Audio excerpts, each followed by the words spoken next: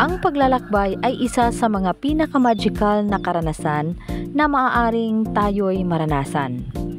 Sa bawat takbang na ating ginagawa sa mga lugar na bago sa atin, may mga natutunan tayo na hindi natin makukuha sa loob ng 4 na sulok ng ating tahanan.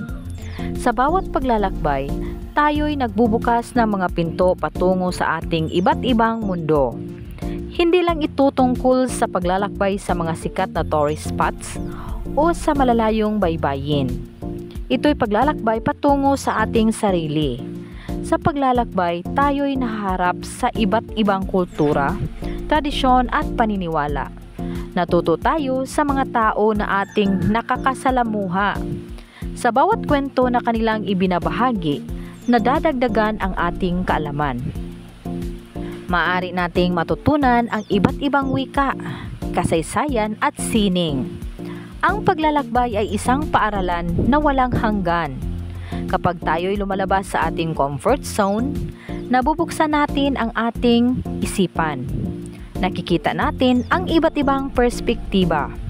Bawat tanawin, bawat pagkakataon na makipag-usap sa iba't ibang tao ay nagbibigay sa atin ng mas malalim na pangunawa sa buhay.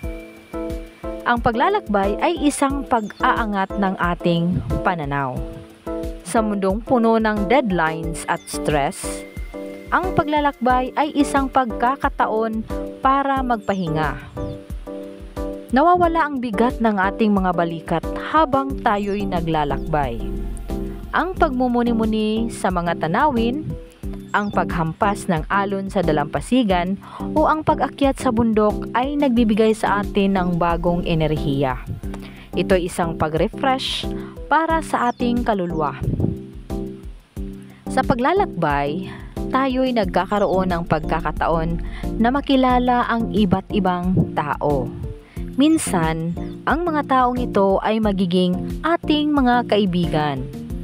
Sila'y magiging bahagi ng ating kwento.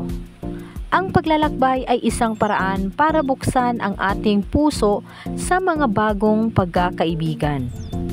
Ang buhay ay parang bundok. May mga pag-akyat at pagbaba. Sa bawat hakbang, tayo'y natututo, tayo'y naging matatag. Ang paglalakbay ay isang pag-akyat sa kabundukan ng buhay.